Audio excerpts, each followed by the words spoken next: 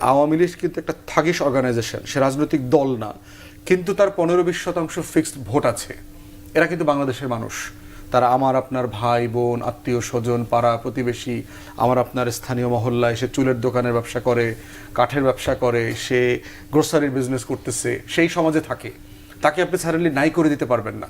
মার্কিন এক ম্যাগাজিনকে প্রধান উপদেষ্টা ডক্টর মোহাম্মদ ইউনূস বলেছেন বিচার শেষে আওয়ামী লীগকে নির্বাচন করতে দেওয়া হবে। একদম আমি ব্যারিস্টার ফুয়াদ তার কাছে জানবো, আসলে কি আওয়ামী লীগকে আবার দেখতে চাইবে দেশের জনগণ? আওয়ামী লীগ হচ্ছে একটা পলিটিক্যাল ডাইনোসর, যার বিলুপ্তি হয়ে গেছে, রাজনৈতিকভাবে মৃত্যু হয়ে গেছে।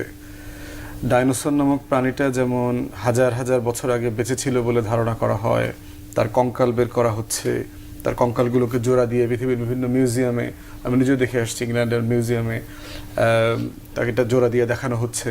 বাংলাদেশের গণভবনের জাতীয় জাদুঘর করা হচ্ছে জুলাই আগস্টের গণ অভ্যুত্থানের। এখানে আওয়ামী লীগ নামক কঙ্কালটা একসময় দেখতে যাবে মানুষ। আওয়ামী লীগের রাজনীতি হচ্ছে মুসলিম লীগের মতো হয়ে গেছে, এবং সেটা আমি আরো বহু মাস আগে থেকেই বলছি, শেখ হাসিনা বেঁচে থাকা অবস্থায় বলেছি যে আওয়ামী লীগের কোনো রাজনৈতিক ফিউচার নাই। শেখ হাসিনা বেঁচে এখনো আছে, মানে ক্ষমতা থাকা অবস্থা। ক্ষমতা না থাকলে মানে স্বৈরাচাররা ক্ষমতার বাইরে আর বেঁচে থাকে না, এটা বলাই হয় যে পলিটিক্যালি ডেড, রাজনৈতিকভাবে সে মরে গেছে। তো সেই জায়গাতে আমরা বহুবার বলেছি তার অবস্থা ফিউচার হচ্ছে মুসলিম লীগের মতো। প্রশ্ন হচ্ছে যে কিডনি যখন নষ্ট হয়ে যায় তখন কিন্তু আপনার ডায়ালিসিস করতে হয়। ডায়ালিসিস করে একটা পর্যায়ে কিডনিটাকে বাঁচায় রাখা যায়, কিন্তু কখনো কখনো আবার মনে হচ্ছে যে দুইটা কিডনি আর নিতে পারছে না ডায়ালিসিস, কারণ এটা একটা প্রসেস, কমপ্লিকেটেড প্রসেস, তখন ট্রান্সপ্ল্যান্ট করতে হয়। আওয়ামী লীগকে যদি নির্বাচনে পুনর্বাসন করা অথবা রাজনীতিতে ফিরায় নিয়ে আসা অথবা কোনোভাবে আমাদের ভদ্রতা দেখায় তাকে ফ্যাসিবাদ থেকে আবার গণতন্ত্রের পথে উত্তরণ করবার চেষ্টা করানো হয়, এটা হচ্ছে ডায়ালিসিস করায় নিয়ে আসতে হবে, প্রপার ট্রান্সপ্ল্যান্ট করাইতে হবে। সেই ট্রান্সপ্ল্যান্টের প্রসেস কি সেটা আমরা বারবার বলেছি, সেটা হচ্ছে যে বাংলাদেশের আওয়ামী লীগ জাতীয় পার্টি এবং 14 দলের রাজনৈতিক এবং নির্বাচনী ভবিষ্যৎ বিষয়ে একটা গণশুনানি হওয়া উচিত আমাদের পার্লামেন্টের স্ট্যান্ডিং কমিটিতে, এবং সেটা ওপেন হইতে হবে। সেটা বিটিভি লাইভ করবে, ওয়েবসাইট থাকবে, যে কোনো নাগরিক গিয়ে সেখানে মতামত দিতে পারবে অথবা ইমেইলে তার মতামত দিতে পারবেন যে তাদের রাজনীতি এবং নির্বাচনের ভবিষ্যৎটা কি হবে। এই জনসম্মতিটা আমাদের দরকার। কি হতে পারে? অনেকগুলো মডেল আছে যে আপনি চাইলে তাকে দ্বিতীয় বিশ্বযুদ্ধের পরে নুরেমবার্গ ট্রায়াল, টোকিও ট্রায়ালের পরবর্তীতে নাৎসিস এবং ফ্যাসিস্টদেরকে কি করা হয়েছে, তার দল, তার নাম, তার লোগো, তার শিক্ষা নিয়ে যেটা যে সবকিছুকে বিলুপ্ত করে দেওয়া হয়েছে। তার নাম নেওয়াটা একটা অপরাধ। এখন হলোকাস্ট ল আছে ইউরোপে, যে হলোকাস্টের এই বিষয়গুলো যে কোনোভাবে ডাইরেক্টলি ইনডাইরেক্টলি যদি কেউ প্রচার করবার চেষ্টা করে সে আইনগতভাবে দণ্ডনীয় অপরাধ করবে। দ্বিতীয় অপশন হচ্ছে যে আওয়ামী লীগের ব্যাপারে সে গণশুনানিতে আসতে পারে যে আমরা দক্ষিণ আফ্রিকার মডেলে যাব।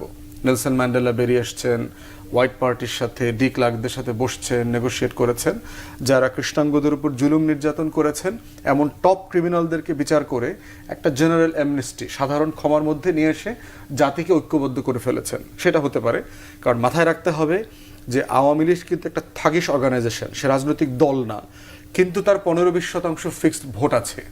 এরা কিন্তু বাংলাদেশের মানুষ, তারা আমার আপনার ভাই বোন, আত্মীয় স্বজন, পাড়া প্রতিবেশী, আমার আপনার স্থানীয় মহল্লায় সে চুলের দোকানের ব্যবসা করে, কাঠের ব্যবসা করে, সে গ্রোসারির বিজনেস করতেছে, সেই সমাজে থাকে। তাকে আপনি সাডেনলি নাই করে দিতে পারবেন না। অতএব ওই রিকনসিলিয়েশন আমরা যাব কিনা সেটা একমত হইতে হবে। থার্ড হচ্ছে যে গত 16 বছরে আওয়ামী লীগের যে সকল নেতা কর্মীরা টাকা পাচার এবং মানবতা বিরোধী অপরাধের সাথে জড়িত, ফৌজদারি অপরাধ করেছে, তাদেরকে রাজনীতি এবং নির্বাচন থেকে নিষিদ্ধ করে দেওয়া। ফোর্থ অপশন হতে পারে ইউনিয়ন পরিষদ থেকে শুরু করে এমপি মন্ত্রী পর্যন্ত আওয়ামী লীগের সকল পদস্থ নেতাকে আপনার নির্বাচন এবং রাজনীতিতে নিষিদ্ধ করে দেওয়া। পঞ্চমত হতে পারে যে তারা যেহেতু বাংলাদেশকে 3টা নির্বাচন থেকে বঞ্চিত করেছে, 14, 18 এবং 24-এ, জাতীয় পার্টি, আওয়ামী লীগ এবং 14 দলকেও 3টা নির্বাচন থেকে বঞ্চিত করতে হবে। তারা অংশগ্রহণ করতে পারবে না, রাজনীতি করতে পারবে কিন্তু নির্বাচন করতে পারবে না। ষষ্ঠত আর একটা অপশন হতে পারে, যেহেতু আইসিটিতে গণহত্যা এবং মানবতা বিরোধী অপরাধের বিচার চলছে, ব্যক্তির পাশাপাশি জাজদের কাছেও অ্যাটর্নি জেনারেলের পক্ষ থেকে এবং চিফ প্রসিকিউটরের পক্ষ থেকে আওয়ামী লীগ, জাতীয় পার্টি এবং 14 দলের রাজনীতির ভবিষ্যতের ব্যাপারে, তাদের সংগঠনের অভিযুক্ততার ব্যাপারে মতামত চাওয়া যেতে পারে। কারণ আপনার মনে থাকবে যে মিটিংয়ের প্রেক্ষিতে 14 দলের মিটিং শেষে গণভবনে বাহিরে এসে কারফিউ ডিক্লেয়ার করা হয়েছিল, ইন্টারনেট শাটডাউন করে দেওয়া হলো এবং সেনাবাহিনীর শাসন জারি করা হলো, শুট অন সাইট পলিসির কথা বলে দেওয়া হয়েছে যে কারফিউ টাইমে কেউ বের হইলে তাকে গুলি করে মেরে ফেলা যাবে।